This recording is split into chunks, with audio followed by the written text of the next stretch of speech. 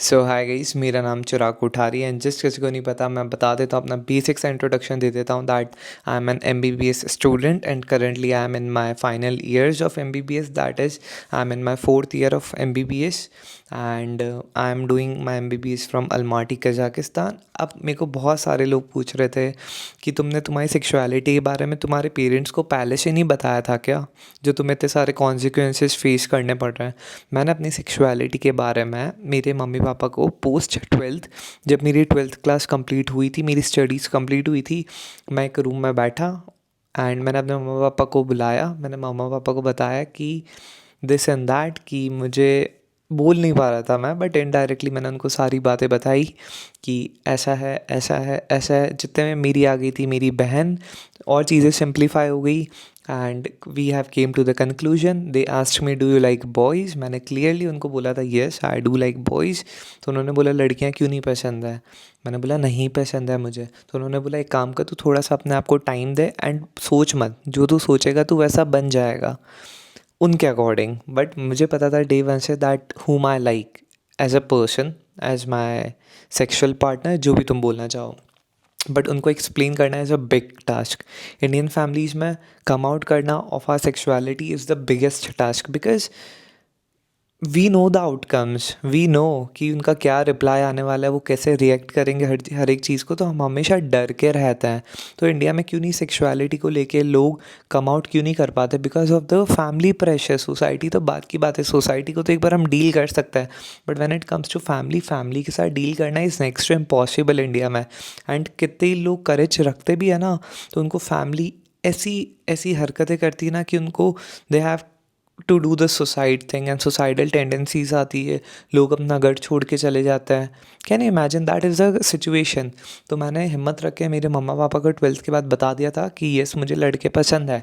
And at that moment मैं एक लड़के को डेट भी कर रहा था। He is from Udaipur only, he was from Udaipur it self.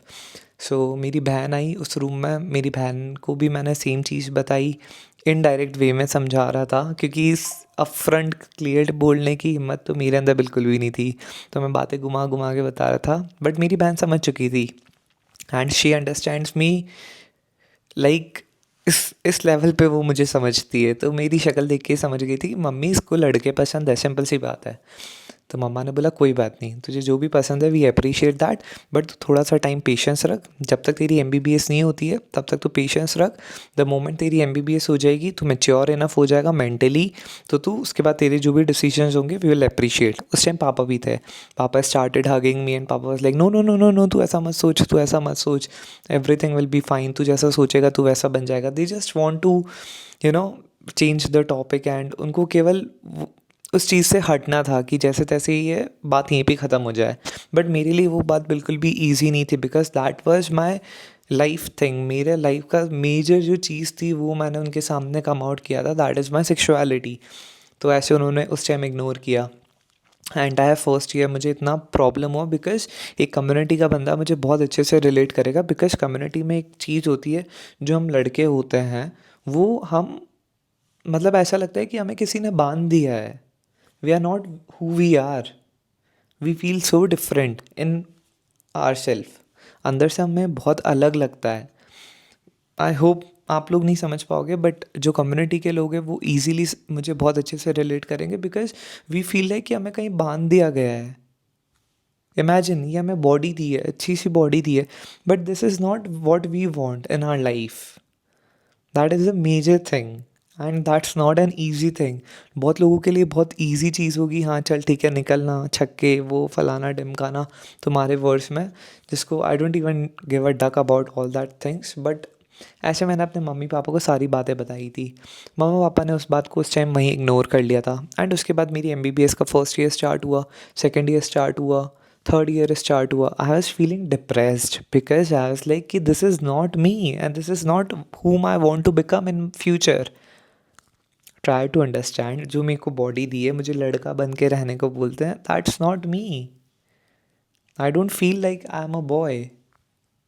Try to imagine what I am saying, okay? बहुत कम लोग रिलेट करेंगे, बट आई विल अप्रिशिएट कि अगर आप लोग मुझे रिलेट कर पा रहे हो एंड मेरी बातें समझ पा रहे हो, बिकॉज़ ये हर कोई नहीं समझ पाएगा। एंड उसके बाद मेरी 4th ईयर आया। मैं ये जो 3 साल मेरे बीते थे ना एमबीबीएस के, मैं हर एक दिन मम्मी को बोलता था कि मम्मा मुझे सोशल मीडिया पे आके बताना है, मुझे सोशल मीडिया पे आके बताना है, मुझे नेम कमाना है, मुझे फेम चाहिए। तो मम्मा बोले तू नेम और फेम के लिए कर रहा है? मैंने बोला नहीं, I will be myself, I will be myself. जो मैं हूँ मैं वो बताना चाहता हूँ। I don't want to portray जो मैं नहीं हूँ, मुझे वो इमेज नहीं पोर्ट्रे करनी है जो मैं हूँ ही नहीं।